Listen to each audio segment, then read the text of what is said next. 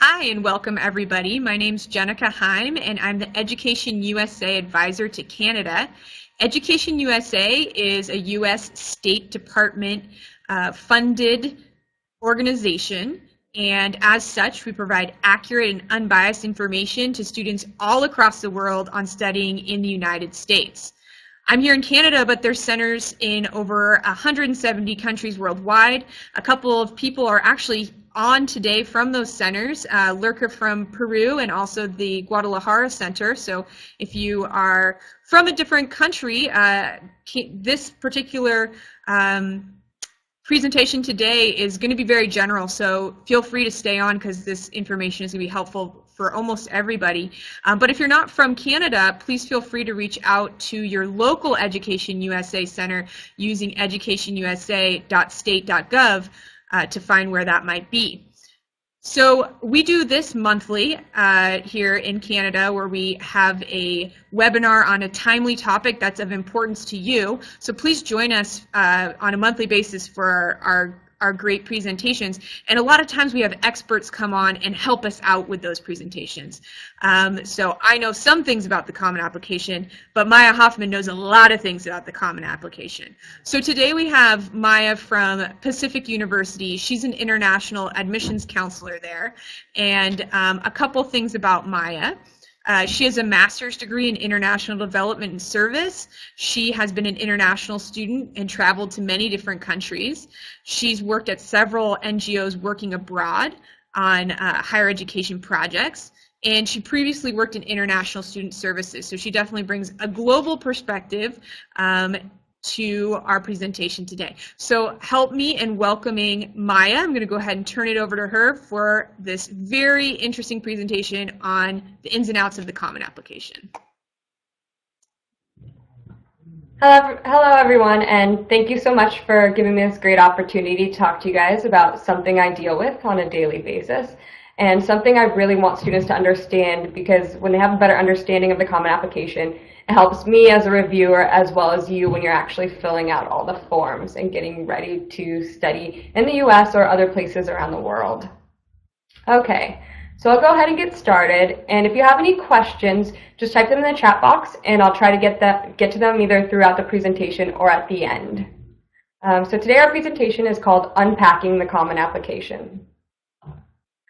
Let's see.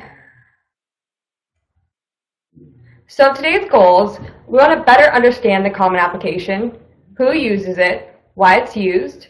We're going to go through almost every section on the actual application, and I'll give you a few tips that are kind of difficult for a lot of international students when filling out the form. And we're going to learn about some mishaps to avoid and how to put forth your best foot when you're submitting these to different universities. Okay, so what is the Common App? Oh, let's go back, sorry. What is the Common App? The Common App is, like it sounds, a common application that's used by almost 600 colleges now this year. It's a way for us to evaluate students without actually meeting you or seeing your transcripts. It kind of gives us your background story.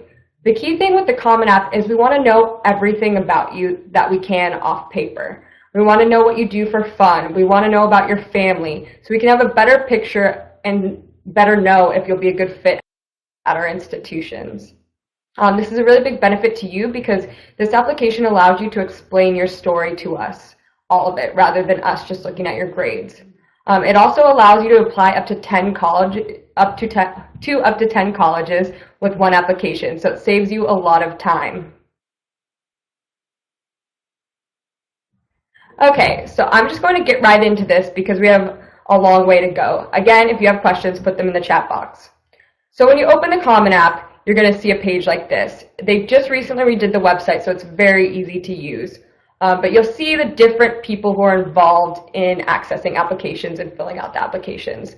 So the member institutions, this is where we can go and kind of test out the app and also see who's applied. You're going to send.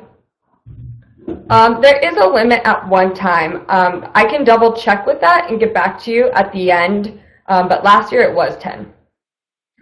So the recommender here can go in here. When we get to that portion of the form, this is where they'll get, your recommender will get invited to come and write your recommendation, and they'll log in through this button here. So when you click on it, it's going to ask for access codes and things, so that's not something you need to really go into. So then to get started on the application, you're going to go to Applicant Log In. When you get in there, it's going to start asking you questions that are going to be added later to your application. I want to make it really clear for international students, make sure the names that you put on here and the email addresses are, 1, the names on your passport, and 2, an email address that you check daily. You're going to start receiving emails from the colleges that you applied to, as well as the Common Application, giving you updates. You want to make sure that you have access to those updates. So creating an account, it's going to be like a lot of other online accounts. It's going to ask you several different questions: your name, your gender, daytime phone number, and it's going to ask you where you're what type of applicant you're applying for. If you're either a counselor or teacher, you're going to click student in that box on the right. Okay, so this is one part that a lot of international students get slipped up on. Canada, it's not so much of a problem, but I do know we have some people from some other areas around the world. This is going to do an address verification using a database of addresses around the world. So when you type it in, it'll either say if yours is verified, and if it doesn't, another box will come up saying that your address is unverifiable. If you double check your address and it is correct, just click in the box where it says use as written. If the counselors reviewing your application have a problem with it later, they can contact you directly, but just put the most accurate information that you have available to you, and don't worry if it's unverifiable at that point.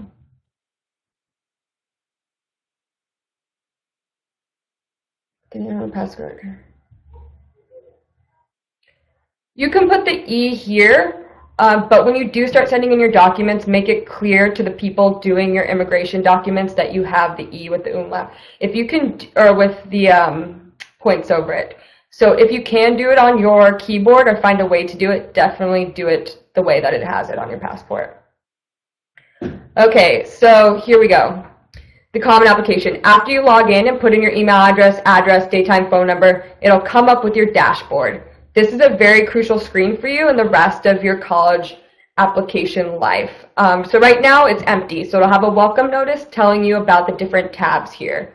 So the first tab is the dashboard, the second is My Colleges, the third is Common App, and then the fourth is College Search. I know it's kind of small on the screen, so I just want to make that clear, the different options that you have. So from this screen, you're going to want to go to College Search. If you're at the Common App stage, you should have a list of colleges that you want to attend or you're interested in attending. And so then you'll look for your college and you'll put in all the information and it will find it in the search criteria. You will then add it to your college list. Once you add it to your college list, you can go back to your dashboard and it will list all of the colleges and what you've completed. So different colleges and universities want you to fill out different things. Some just require the application, some require questions, and some require the recommendations along with other supplemental items. So this will give you the list here and if it's complete or incomplete. The one on the screen, all of them are incomplete. For more specific information, you can go into My Colleges, and it's going to give you early action deadlines, regular deadlines, all the supplemental things that they would like attached to your application when you send in everything. So this will give you the really specific questions. Here for Pacific University, you can see on the left side, we require extra questions, a FERPA release form, and also your Common App. So again, nothing here is finished in the left bar, so that's going to tell you as you complete things what you still have to do. Okay, so now we go into the Common App. So in the Common App, you're going to set up your profile. Your name and the information you provided when creating your account will automatically be uploaded to this portion. So again, double check the name is the same on your passport, and also double check the email and the contact information is correct. So from there, it's easy. You can see on the left, again, there's a bar with things that you need to complete. So we have profile, families, education, testing, activities, and writing portion. As you complete each area, you will see green check marks come up on the left side or on the side of the screen. So a really important thing for you guys is when you're doing your personal information, when you go to citizenship, if you're applying to universities outside of your country, most of the universities on the Common App are in the United States. You'll want to select, obviously, non-US citizen, and then you'll list all of your citizenships. If you have dual citizenship, this is going to change some of your documents sometimes. So if you're a dual citizen of the United States and Canada, you actually won't be considered an international student. So make sure you list the most accurate information that you have. And then on the bottom, it's going to ask you what you're applying to, and you're going to say for a student and what type of visa you hold. So either you don't hold a visa right now, or if you do hold a visa to whatever country, you're going to list it there. Again, this is really tailored specifically for schools in the States, but I know that there are some other ones, I think, in Australia and also some places in Europe that are starting to use it. And in those instances, I would definitely contact the university and see what they would like you to answer in these sections. Okay, so the next kind of confusing part is the financial fee waiver. So if you do have problems financially and can't pay whatever fee, the fees vary by university, so they could be anywhere from $20 to $200. If you can't afford that, make sure you click it here and then have a counselor or teacher who can pledge for you that you do have some sort of economic issue where you need a fee waiver. So the next portion in the profile is demographic information. This is one of the only portions on the Common App that is completely optional. But I would say fill it out if you can, and fill it out to your best ability, because sometimes you could qualify for different scholarships and things based on these demographics. So definitely go through it and be as honest as you can. And if you don't know something, either look it up or don't answer it, just in case it puts you in some sort of pool that you're not necessarily supposed to be in. So on the family portion, like I said, this is a holistic evaluation. So we want to know where you came from. If you only know one family member and say it's not your father or mother, it gives you a portion where you could say that it is a guardian or something like that. But tell us the truth. If you don't know something, just say unknown. There are options for that. And so fill that out, and it talks about your siblings and things like that, just so we can have a better idea of what type of person you are, if you'll be a good fit here, what kind of upbringing you had, and things like that. So I just wanted to show this screen here. It's kind of small on mine. I don't know how small it is on yours, but over on the left side, you can see our first green check on family. That means we've completed that portion. So we're done with that. When you get to this point, there's also a preview button in the right corner. They just added this year, and this is great because it actually allows you to see what it'll look like when your reviewers look at it. It'll give you a PDF kind of preview, so you can make sure, again, double checking that everything is the way that you want it to be.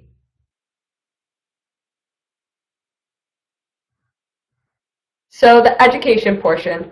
Again, this application was developed for mostly domestic students in the United States, so this gets a little complicated, but it'll allow you to do a school search.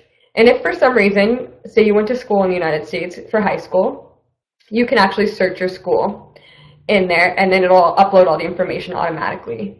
If this is not the case, then just type in your school things, and like the address, just say you would like to keep it even though it's not verifiable. So put your most up-to-date and current information. This is mostly asking for your secondary grades, or if you're transferring, it's going to ask you about if you've attended college and things like that. So just give the most honest and up-to-date information, because as soon as we get your transcripts, we'll have verifiable evidence as to if what you told us in the application was correct or not. It's also going to ask for your guidance counselors' names and contact information. It's going to ask when you're graduating and things like that. So if you don't have those phone numbers or email addresses, make sure you get those before you start filling out the application. It's just going to make your life a lot easier. So then here it's going to ask you about colleges and universities you've attended. You put whatever was the last school you attended for the person who just asked about the high school. But then in the colleges and universities section, this is going to allow you to tell us if you've been in college before. And this is really important for when you're registering for classes, and also when you're actually getting put in a pool, because at most universities they'll put you, if you're going to a graduate program, if you're a regular freshman coming out of a secondary school, or if you're transfer students coming from a university. We need to know that right at the front end. So again, just answer this to the best of your ability and put the most up-to-date information. Okay.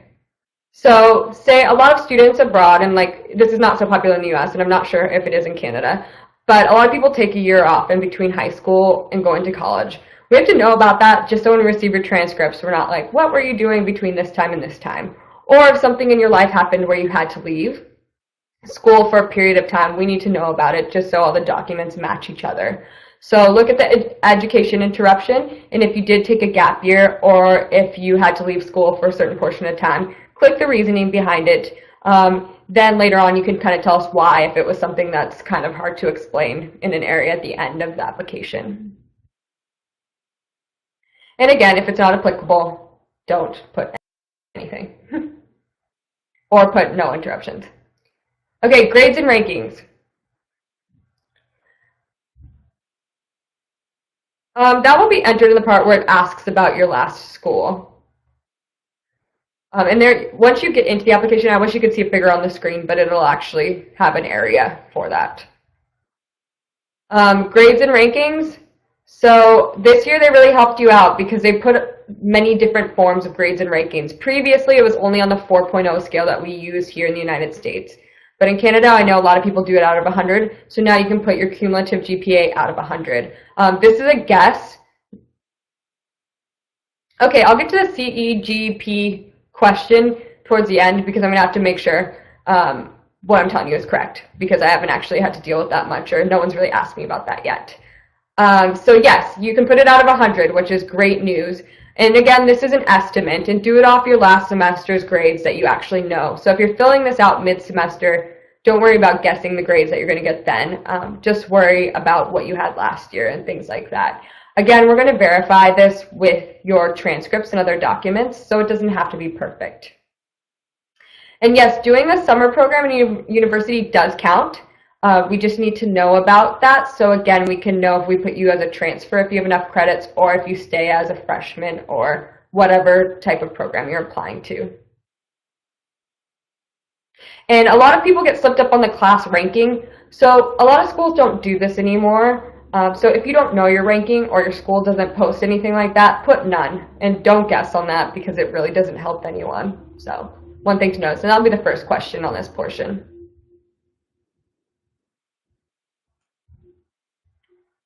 Okay, then we want to know about the current courses that you're in. So when you start, the application just opened on August 1st, and for a lot of universities, early action doesn't even come until October, so you already know which classes you're in. So put all the courses you're in just so we can know that you're keeping up a full-time schedule and things like that if you're still in school. Some things to note if you haven't signed up for your classes. This doesn't happen so much in Canada, I don't think, but in US high schools, a lot of times people don't take many academic courses their senior year. And just as a case in point, that doesn't look very good if there's a lot of study halls or weightlifting courses. So definitely keep a couple academic classes throughout your whole entire secondary school experience, just so we can know you're working and you'll be ready to go to university. Okay, so honors. So if you've gotten on the dean's list or the honor roll, we want to know about it and which years you were on it. So this is, again, information you might want to check before filling out the application about when you got that letter that you had the best grades in your class or things like that. And I'll give you a section for which grade it was in, the title. It's kind of like a CV where we just want to know, what have you been recognized for? Okay, future plans. A lot of university students think they know what they want to do. Some are undecided. Just tell us your most honest thing at that point. So we'll do the career paths, and there'll be a drop-down menu with many different careers. And if yours doesn't fall into that, you can put other and type it in. But just be as honest as you can, just again, so we can put you in certain pools of different scholarships, or make sure we send you targeted emails about certain programs that you might be interested in. And then also which kind of educational path you want to pursue, because we might suggest different programs if you know you want to get a PhD, or you know you just want to get an MBA, or you know you just want to complete a bachelor's degree. So just kind of enter what you feel at that time. Testing. So we all have different tests, but we want to know about which tests you're taking. So have you taken them? Do you plan to take them? If you've taken them, put yes, and then it'll ask you which one you've taken and if you have the scores. Otherwise, it will ask if you plan to take the test and which ones you're planning to take, just so we could be waiting for those test scores. And put as many as you're taking. So if you're taking the SAT, you're taking IB tests, you're taking AP tests, list them all so we'll be ready for those different scores to come into our offices. And just a good thing for everyone who's in IB courses, make sure you take all the tests because it definitely will give you a better edge when it comes to getting college credit. There's also a little thing here about international students and the different tests right under here. Right underneath the portions towards the end of this. So just read through that and make sure you answer the question as best as you can. Activities, again, going back to the whole holistic idea, we want to know what you're doing outside of the classroom. So definitely list everything that you do, even if you don't think it's important. If you volunteer once a week, we want to know. So you'll test, yes, I want to tell my admissions counselor about my activities. Or you could even talk about if you're babysitting for your little brother. We just kind of want to know what are the things you're doing outside of school. It's then going to ask you several questions about those activities. How often do you participate in it? How many hours a week? Again, these can be estimates. You don't have to go and look at every timesheet and say it's about this. Just make sure so we know that you're dividing your time between school and work and that you can time manage. And for a lot of programs, that's really important. So just give us an idea. Okay, the essay portion, we get a lot of questions about. This year they're posting, and they've done it the last few years actually, they post the essay questions beforehand. So as soon as you start applying, I mean, even do it today, go set up your profile and read through the essay questions for this year, just so they can kind of sit in your head, and if you do have an experience that's applicable to one, you can kind of have that on the back burner. So when you open up the essay portion, it's going to tell you which universities and things require it that are on your My College list. So on this list here, it's going to say Pacific University does require the essay. And these essays are the more general essays that are going to go to all the universities that apply. Okay, so actually let's go back a second just because this is actually important for you guys. One of the questions that just came up. And it's on grades and rankings. As far as GPAs go, a weighted GPA, what we do in the US if people take IB classes or AP tests is we actually bump up their GPA. So if they get a B plus in an AP class, basically the weighting will make it an A minus. So if they took the regular class, we keep it at a B plus, but because it was that advanced placement test, we're going to give them a little more weight to it. Does that make sense, Allison? It's just to give you credit for taking harder classes, basically. We also take into account the schools you went to. So if your school is known for being a little more difficult or things like that, we definitely look into them. Especially being international admissions counselors, we want to know about your schools. And when your counselor's recommendations come in, usually they'll also send us a school profile. Yeah, and that practice does not happen in Canada, so it's not really going to be important to you. So just put your regular GPA there. Okay, so the essay writing portion, this is going to tell you who requires the essay. I'm going to tell you right now, most programs are going to require you to write the essay. So start thinking about it. Again, log in early so you can kind of get an idea of what the questions are. And I would even write them in like a word processor or something before so you could edit them, have someone else read them, and make sure they really embody what you want to get out to the universities that you're applying to. So I put the list of questions up here. You can't really see it, but read through all of them because you have a choice here. And choose the one where you have the best examples for. And again, this is a portion where we get to know who you are through your own voice. So everything else is kind of just mechanical. I did this for 6 hours. I took this class. But this is where we get to hear what's important to you, what you're passionate about, what drives you. And for a lot of schools, this is kind of a really important part because we don't get the chance to meet a lot of international students. We don't get a chance to meet a lot of our own applicants. So this is where we get to hear you through this essay portion. So take it seriously. And again, think it over, mull it over, look at all of them, and yeah, do your best work you can on this. There's a couple complicated things with the essay beyond that. live in Canada. Okay, so someone just asked, they said, I live in Canada, but I go to a French school that allows for the French system and not the Quebec system. What do I do because it's much harder than other schools? So there's a portion at the end of the application that I'm going to go over where it asks about, is there anything else you want us to know? And then you can type the information about your school and say, you know, we do this in this school, and it makes it a little more difficult. This will tip off the reviewer to go and look at that school and kind of see what they're about and add that weight to your whole application. I can't say for all universities how they're going to take that, but I know at mine, because we do use a holistic approach, we want to make sure that we know that your school is more difficult, or if you're studying in your second language, that's definitely going to add another level of difficulty for you, and we'll definitely want to give you credit for that.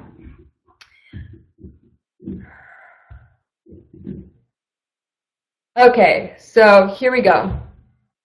On the essay writing portion, it's going to tell you the word count, and this is really important because if your words are under this or go over this, it's not going to let you submit it.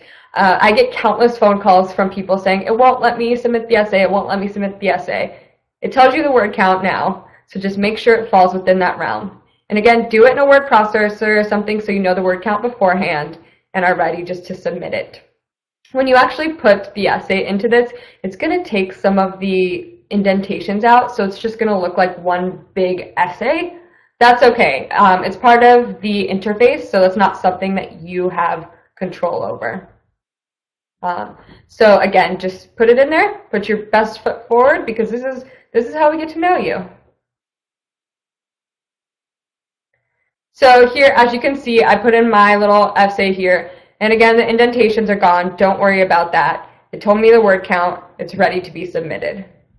And once you submit it, you'll get these little green check marks here on the right side.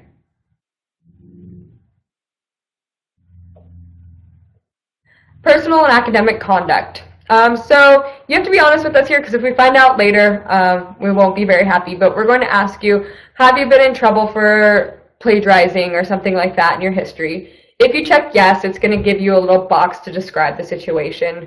So don't be too nervous if it's something that's explainable, but be as honest as you can. It's also going to ask you if you've committed any crimes or have been convicted of a felony. Schools just want to know about this stuff, and again, it'll give you some chance to explain your situation. So definitely go into those if you have to, and it gives you that, again, you're able to explain it. Okay, here's the portion where I was talking about earlier where it says anything else. So say a student had something happen to them in school which forced their grades to go down. Say something happened in the family where they had to be out of school for a long time, so one semester they had all failing grades, but then all of their grades the next years went up. So we want to know about that, just so we don't say, why did this person fail other courses this year in school?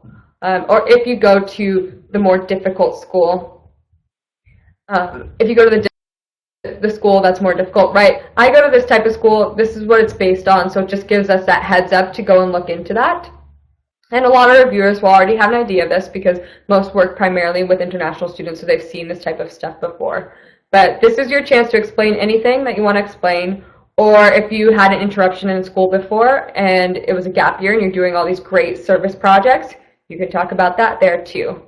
This is just your point to tie up any loose ends you feel like the application didn't allow you to do. So then, as we complete the entire application, you'll see all the green check marks on the side. We finished our profile with the correct names that are on our passport, correct emails that we're going to check.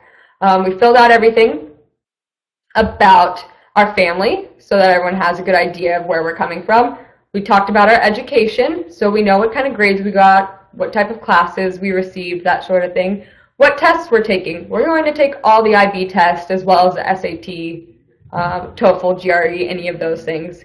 We talked about our activities, what sort of service projects we do, what sort of clubs we're in. And so we have all the activities done, and then the writing portion we have completed. So now we can go on and see what else we need to do for our specific schools. Okay, so we go back into Pacific University, and it says we need a few more things. So they have a few specific questions. So you're going to answer these questions. Some of them will be, what term do you want to start? Preferred admission plan. Do you want to come in early action? It's going to ask you about if you have any school-specific fee waivers. So what we do at my university, what you might want to check with the ones you're talking to is, if you talk to an admissions counselor, so say you call me on the phone and ask me about my university, I will actually give you a fee waiver to apply. So here, you'll type in the fee waiver if you have it. So if you called me, then you would say, I have a fee waiver from an admissions counselor. And that will be linked into our database with your email, and you'll be able to apply for free. Ours also asks you about if you're applying for scholarships and things like that. And a lot of universities do now offer scholarships to international students. So definitely, if there's an option to say that you want scholarships, let them know so we can start sending you emails about that.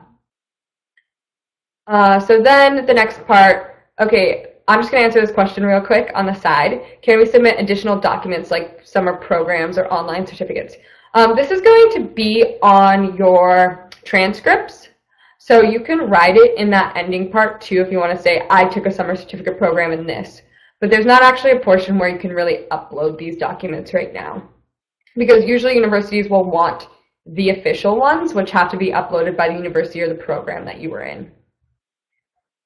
Okay, so yeah, answer the questions specific to the school, and they might be different ones. Some schools even require a separate essay, and that will all be in this school-specific portion on your My College page from the dashboard. So answer those. And then it's going to ask you about recommendations and FERPA. So this is kind of an interesting thing that started to happen in the US. You now have access to all of your educational information. FERPA is kind of this legislation that makes sure that we don't allow other people to know about your specific educational information. It's much more complicated than that, so if you're interested in the actual law, definitely go look it up. But here we just want you to say if you want to see your recommendations. So waive your FERPA rights, because the thing is, a lot of teachers and colleges don't want you to see the recommendations, because this is their chance to speak honestly about if they believe that you'll be successful at the institution that you're applying to. So it's kind of my recommendation, yes, waive your rights. It's just so that these people can write and have a conversation about how great you are and if you're going to be a fit at the university. But there's a lot of fine print in there, so if you are interested in what your rights are and things like that, definitely read through all the pages. And they have it really nice and bulleted. It's very easy to understand. So when you click on that, actually I think I have a slide on it. Yeah, it'll ask you about the FERPA authorization. Again, it's going to make it easier for counselors and teachers if they know they can write honestly about you. So I would waive your rights, but don't listen to me. Read through and make your own decision on what you'd like to do about that. And again, it's complicated, so definitely ask questions if you have questions, but if I can't answer them, then I will probably direct you to the website. Okay, so then after you deal with the FERPA system, you'll invite your counselors and teachers to recommend you. Okay, so this is a part where you definitely want to have this information ahead of time. They're going to ask for your counselor's full name as well as their email address. And this isn't something I usually have off the top of my head, so definitely write it down and make sure you have the right ones. Once you do this, see if we have a slide on it. Yeah. Once you do this, it's going to ask for your counselor's name, the title, first name, last name, email address. So this will send them an automated email asking them to recommend you to the university. So then you'll do that for your counselor, and then it's going to ask you for one from your teacher as well. Most schools will require two, some require more, so check the My College portion of your dashboard and see what each one would like you to submit. So after that, you're going to want to review and submit everything. So we've got everything done. We want to attach the Common App, and we want to see what it's going to look like. So you'll tap the preview button that's always on the right of the application, and you'll be able to see everything. And it will have all green check marks. I thought I had it on this one, but you can see we have the FERPA release, counselor release, teacher release, and our app is finished. So you'll review your app. It'll come up in the PDF preview format. Go through everything. Check your email address. Check your phone numbers. Make sure we can contact you. Check your address again if it wasn't verifiable. Check all your teachers' information, your family information. Okay, so I'll go back to the FERPA thing because this is quite confusing. So why is waiving your right a good idea? The thing is, we want your teachers and counselors to feel comfortable talking honestly about you. And if they know they're going to see it, it might change what they say. Usually, we want these to be completely confidential. So, I mean, your teachers a lot of times will share them with you anyways, but this just kind of makes sure that all of it's an honest conversation and we can make the judgment if you are going to be a good fit at our institution or if maybe you should look elsewhere. Again, I probably can't tell you that it's the best idea, so take it with a grain of salt and read through the information. But that's usually what our domestic counselors tell our domestic students. It's just so they can be honest about talking about you and what you've done and if you'll be a good fit here. Does that make sense?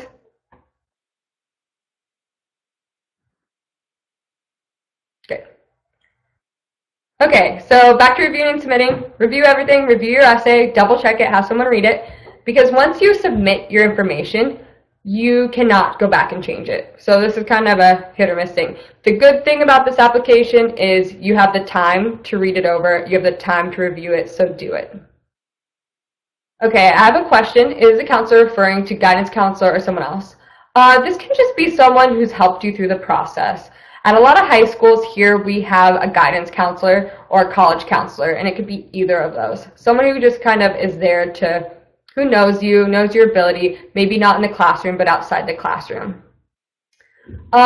Usually for this, or if you have a private counselor who's been helping you with the college search or helping you in other areas, you could use that as well, but usually we would like it to be at your high school.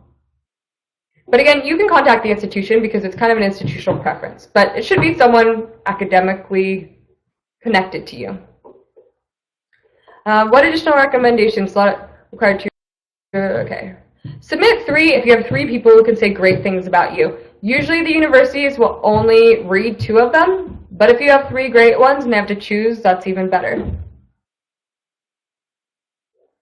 Okay, so as soon as you submit your application, go check your email because Common App is going to send you a confirmation that that your application has been submitted. So many times I've had students and parents calling me saying, we finished the application, and I look in my database and it's not there. That means maybe one of those green check marks was not complete. If you do not get an email immediately, and check your spam folder, check all your folders on your email, then you need to go back and see what's going on with that. Also, when you choose your schools, make sure that they're the right schools that you want to apply to. I work at Pacific University, but there's also a University of Pacific, Pacific Lutheran, Hawaii Pacific, so just make sure it's the actual university. Now with the search bar, it's much easier to see all that information about the university, but just double check so you know that you're applying to the correct one.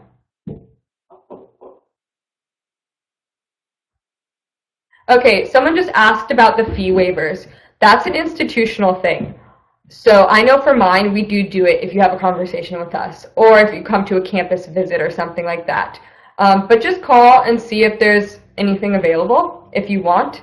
If you're not worried about it or the fee doesn't cost much, then don't worry about it, but just know that there are options like that. But again, that's not a Common App thing, that's an institution thing. So talk with the universities that you're applying to and see if there's anything like that. A lot of times if you go chat with someone, they'll tell you about different opportunities, whether for scholarships or fee waivers.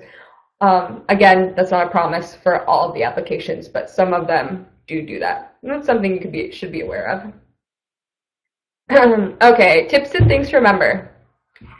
Collect all non-intuitive information prior to starting the application because it's going to take you longer if you have to go look up the address of your school or you have to go look up the phone number and email of your counselors or your teachers, things like that. Your parents' information, sometimes people don't know if their parents have a bachelor's degree or if their parents have some high school or whatever their parents' education level is. Find that stuff out beforehand. In fact, have all their emails. A lot of times we'll collect the parents and teachers' emails and stuff just in case we can't reach you, we'll need someone to email, or if we have parent or teacher specific information. I have a lot of parents calling me, asking me different things, so it's nice to be able to contact them directly if it's about a question they had for me. So school information, have that beforehand. Some people don't know when they received the honor roll, if it was back in 9th grade or however the different systems work. Go look up when you did win those awards and scholarships and things so you have the right information on your application. Find out your rankings and grades ahead of time. Again, I told you with the grades, it is a rough estimation of what you think you might get. But if you have the actual grades, that'll be easier, and it may put you, again, into different scholarship pools or things depending on if it's high enough or things like that. So the next thing to remember is ask your teacher or counselor for the recommendation, or both, for the recommendation before you send the invite. I've had students tell me that their teachers and counselors haven't written their recommendations yet. So the cool thing about the recommendation, okay, Common App fee. Okay, hold on. Let me get through this one page and then I'll come back to these questions on the side. I've had counselors and teachers tell me, or students tell me, that the counselors and teachers should be writing the recommendations. The really cool thing with the Common App is you can go back and look and see if your teacher or counselor has actually submitted those recommendations yet. You want them to do as quickly as possible so we can have all of your stuff together and we can review and process your information quicker. So email or call the teachers and counselors and let them know that they will be receiving an email from Common App asking for recommendation about you. Sometimes counselors and teachers like if you include your CV just so they have something to go off of or some other information about you in case you haven't been in their courses for a while. So just have that contact. And usually you want to choose people who are close to you and know you and can write a great review about you. So just think about that. A CV is the same as a resume. Yep. Consult with the university about translation preference in regards to letters of recommendation. I know some of you may go to a school where they speak primarily French or another language, and the teachers and counselors don't necessarily write in English. What I do in my office is I have the recommenders send it to a translating service who then notarizes it and send it to me so I know that it is straight from the teachers or counselors and hasn't gone through the student. So do that. Sometimes there's a fee, sometimes there's not. Talk with the university. Again, this is not a Common App thing. This is more of a institutional rules that they have. Common App does not yet have a translating service built in, but hopefully in the next few years with globalization and expansion of international education, they will have some way for us to translate those on the fly. So again, you're going to receive emails and details from the Common App and updates. You'll get ones from your schools about, again, it's up to the university you're applying to about the English translation. Someone just wrote, can an English teacher translate the recommendations letters and submit it in English? This is going to be up to the school. Some people hold more weight on the recommendations than others. I mean, that seems like a very credible way, I think, but it really depends on the reviewer and what the institutional guidelines are. So as soon as you start to apply, if you do have this issue, call the counselor there who will be helping you out. And this will be a benefit to you too because they'll get to know you more. So when your app comes up, they'll be waiting for those translated recommendation letters. But definitely ask before you submit them in any form or you do the translating or you have someone else do it. You're going to receive emails from the Common App about a lot of different things. So definitely check that email often. You'll also, because you signed up for the different schools, you start receiving emails and updates from the schools. So keep checking it. What I tell a lot of my students to do is maybe just create another email account just for your college stuff so your inbox doesn't get filled up with all of these different schools and things, but make sure you check that one. Take your time. I mean, this is a great thing about being able to fill this application out on a computer or a tablet is you'll be at home in the comfort of your home. You know, your hand's not going to get too tired. So just go through each area and make sure that you're giving us the most up-to-date and most honest information so we can get an idea of, again, do you fit at our institution? Review each section. Press the preview button every time you get through a section. Just because looking at it in a different format, you might see an error or something you might want to change when it goes to reviewer. And it's easier to do that one section at a time than at the end when you're looking through your entire application. Although it'll give you some insight into what we do every day when we're reading through all these apps.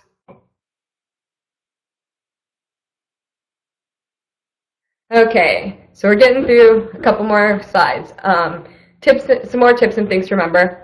If you have specific questions about certain areas of the application that I didn't answer today, call the university. I mean, there are thousands of people just like me in their offices, and sometimes they like seeing things on applications that maybe I wouldn't, or they want you to fill specific things in specific areas. Most of the regular kind of profile stuff is all the same, but if you do have a question on something specific that you didn't understand, give them a call.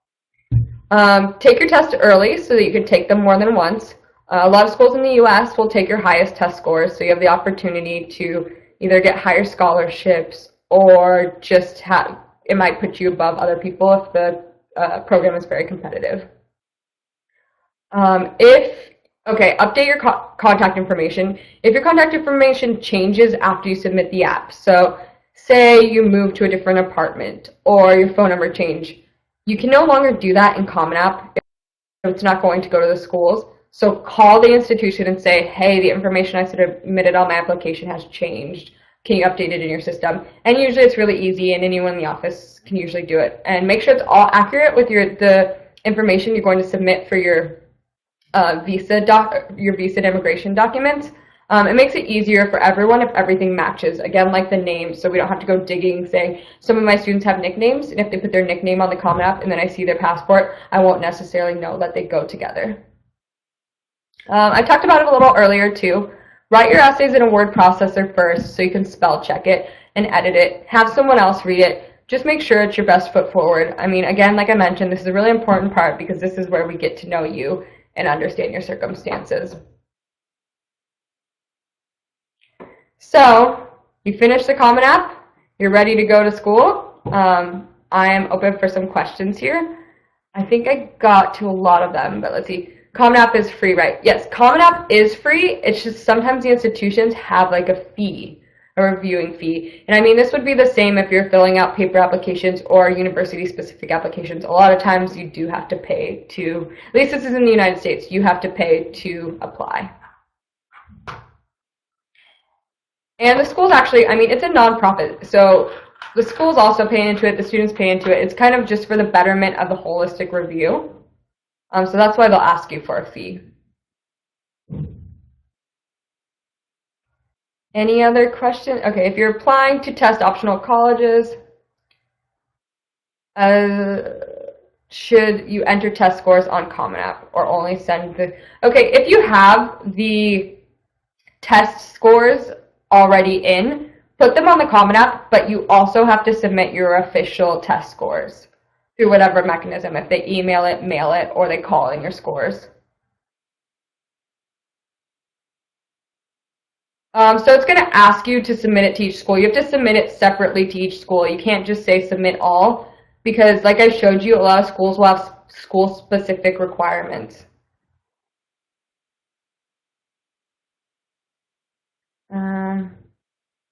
I'll jump in here and help out with some of the a couple of questions that came in about Cégep and lycée, and then I grabbed a couple of older questions that I can rattle off to you as well. Great. So as far as Cégep goes, it's a college, so it's important that you don't put it in as your high school. You need to put in your high school as your high school on the Common Application, and then the Cégep needs to go in also, but as a college. And as Maya was saying, it'll be up to the university on whether or not you receive any transfer credits, because Cégep's unique in that part of it is like a grade 12 and part of it's like a first year of college. So some universities will give you transfer credits, but some won't, and it's completely up to them. Also with Cégep, it's important that you do have additional documentation to describe what it is. So whether that's a supplementary document that you give, information from your guidance counselor, just feel like if you're submitting and if you're ready to submit but something looks unclear, just add additional information to make it clear. You shouldn't leave anything like up to, I hope they understand it. With the lycée question that Antoine had, lycée is an international French school system. So most international admissions officers are going to be very familiar with it and familiar with the grading of the lycée. And they're going to see your transcript. They're going to see information from your guidance counselor about the school. And if there's anything else you feel is not clear, again, a supplementary document can help describe that. So I just want you guys to make sure, if you're not in a very traditional kind of school, provide additional information and have your guidance counselors help with that additional information. So a couple more questions just came in. I'll let Maya grab those, and then I'll read off some ones that we missed from earlier. So go ahead, Maya. They're coming in quick. Yeah. Okay. Oops.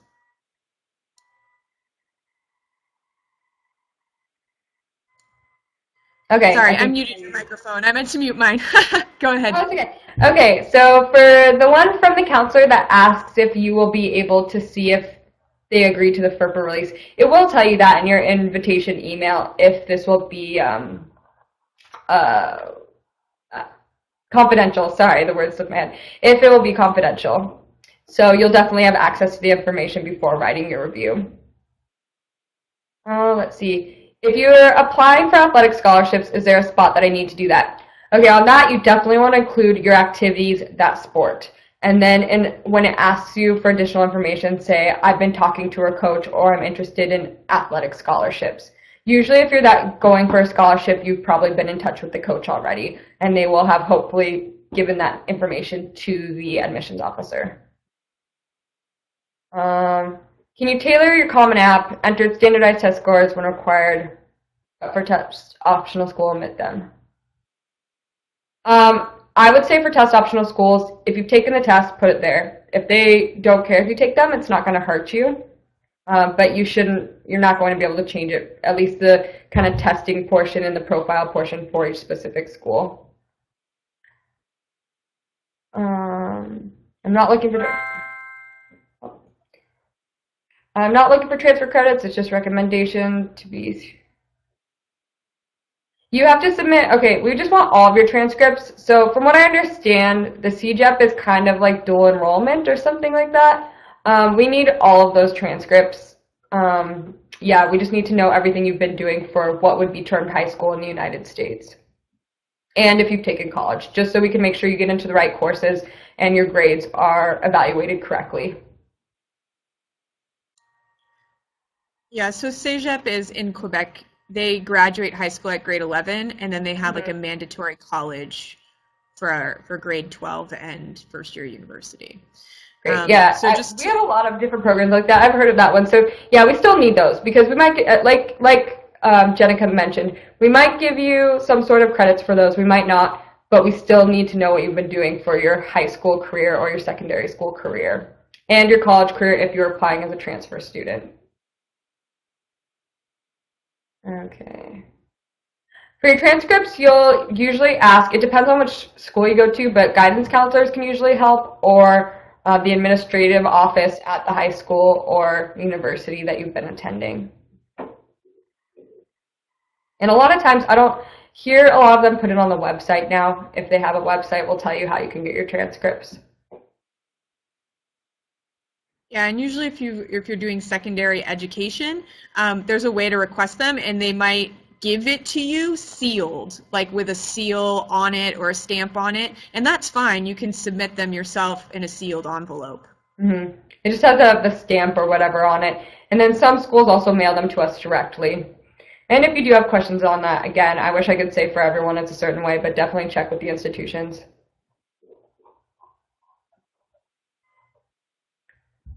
Okay, so my guidance counselor doesn't know me well, so yes. Yes, we just kind of need, with the economic fee, the financial fee waiver, we just need someone to vouch for your situation that it works at the school. It doesn't have to necessarily be your guidance counselor. Usually just here, they're the ones who know about it.